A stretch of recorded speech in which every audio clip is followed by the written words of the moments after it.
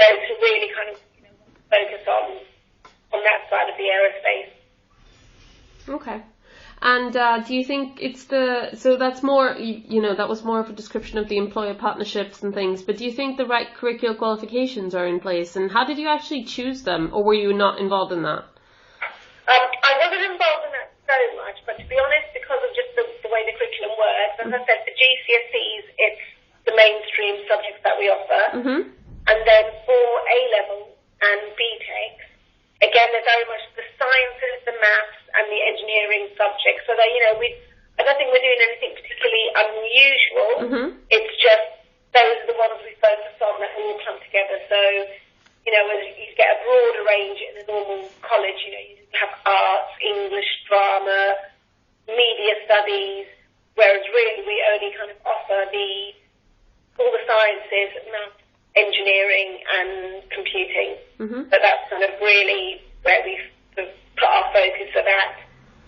Okay. Those qualifications you would need if you are going to go into that industry. Okay. And so, in terms of actually offering these qualifications, you've mentioned that it's been difficult kind of recruiting at year 10 and things like that. I mean, what do you think of the 14 to 19 curriculum? Do you think it's important to have this specialised curriculum at this age?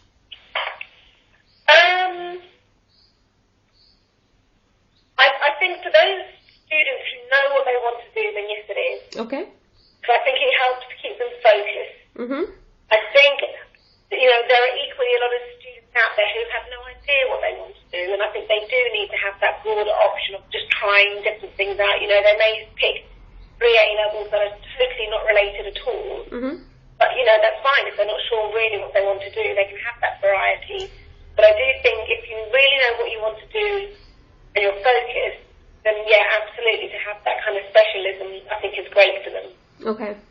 And then what sorts of skills, as a sponsor, are you looking to actually see these students develop in this age range, Okay, so alongside their qualifications, we work on, the studio school have a model called the CREATE model. And so those are very much more softer skills then that they're not picking up through their subject knowledge. Okay. And a lot of it is done through the project-based learning. So it's very much things like critical thinking, teamwork, organisational skills, presentation skills, project management. So they're learning really so that when they go into work, yes, they may have their qualification, subject knowledge, but actually they need to know how to get in and work as a team.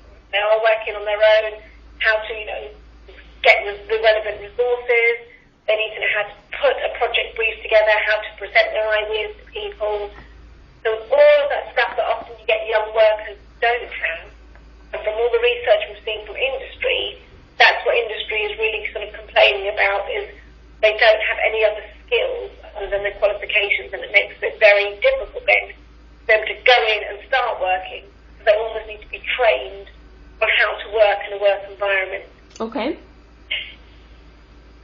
And is there, so beyond the CREATE framework that's kind of embedded, so is it embedded in both the schools? Within the studio schools, yes, it should very much be. Okay. And beyond the CREATE framework, is there any other skill set framework that the sponsors are perhaps using, that you as a sponsor are using to measure employability or any of that? Or are you very much trying to stick to CREATE? So as the Aspirations Trust, we have our own Aspirations framework. Okay. And this is throughout all our schools, regardless of whether they're studio schools or not. Okay. Yeah. And we really do live and breathe the Aspirations framework throughout everything we do. Okay. Now that's based on 3 principles of self-worth, purpose, and engagement.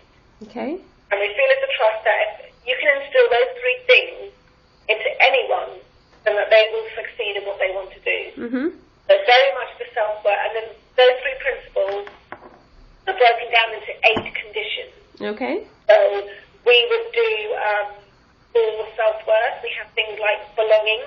Okay. And it starts from, the local area you belong to, the family you belong to, the nationality, to the whole world, how you belong within communities and belong within your school, so, they feel that they are worthy within their setting. Well, we also have heroes within that setting. So again, about very much, being aware of who you're looking up to and who your heroes are, and you becoming heroes to others. Mm-hmm. Because what you're doing, they'll say that, you don't choose to be a hero, it's chosen for you. People will look up to you, mm-hmm. whether you want them to or not. So it's being aware of that and what kind of message you're giving out to others, possibly younger students looking at you. The purpose, very much which was in the studio schools, is what are you doing it for? You could be working as hard as you possibly can, but if you really don't know where you're aiming for or what you're doing it for, it is very hard to keep motivated. Or you could be working really hard, but totally in the wrong direction for where you want to go. Mm-hmm. So it gets them really to think about, the purpose behind what they're doing, from big picture purpose to this is what I want to be later on in life, and this is the type of person I'd like to be, or the type of employment I'd like, to doing this project. The purpose of this project is to enable me to get those results so I can then go and apply for that university or apply for that apprenticeship. Mm-hmm. So it's making them sort of see the purpose in everything they do, that there is a reason for doing it. And then engagement. Again, make it as very much hands-on and active as possible. Okay. Give them real problems to solve, because you learn best when you're solving a real problem. If it is hypothetical, you always have that safety net of, well, it doesn't really matter whether I solve it or not, because it's just a hypothetical question. Mm-hmm. Whereas with our project-based learning, if you are working for a real client in a real organisation and they're giving you a real problem to solve, mm-hmm. you're more inclined to actually stick with it and come up with a genuine solution for them. Because it's going to have some kind of an impact, hopefully. So we do that, through all our schools, as I said, and we hope that, they can take those skills. Okay. That will put them above the others. So, yes, they have, they can all have qualifications, top degrees, but when they walk into a place of work or an interview, wherever they are, they have that sense of who they are, what they're doing, and they're enjoying it and having fun. Okay. So in terms of how the aspirations framework then kind of fits in with the create framework, I mean, there sounds like there's overlap. Absolutely, yeah, which is again why the studio schools we thought were a great idea. Okay. Because it was very much about giving them that confidence, giving them the chance to explore and develop leadership, mm-hmm. where they can try and be the project leader, put their ideas forward. So they very much work hand in hand.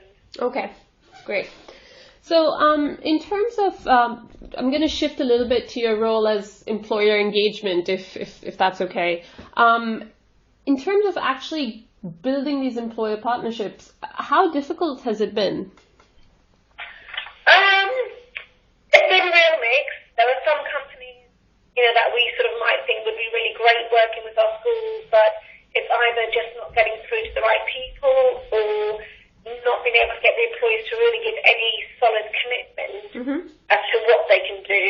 But then on the other hand, we have other employers who absolutely snap us up and, think it's brilliant that they're getting the opportunity to come in and work with students. The benefit for the employer is very much, well, one, if it's a genuine problem, they're getting some real solutions to it. They're getting some fresh, bright ideas, things that maybe teams have been working on things over and over, just, get kind of a bit narrow vision. Mm-hmm. Somebody completely out of the industry, might come up with an amazing idea that hasn't been thought of.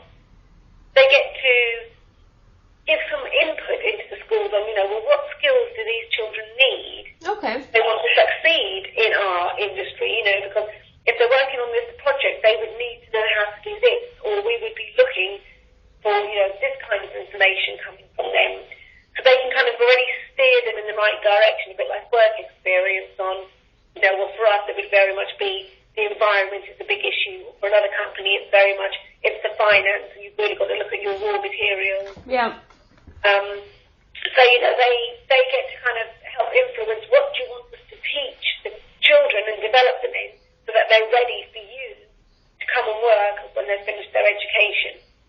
And then you even get some employers who actually can talent spot there and then. And we have had one organisation that even offered a couple of apprenticeships to our students ready for when they left school, because by working on that project they could just see the potential in them.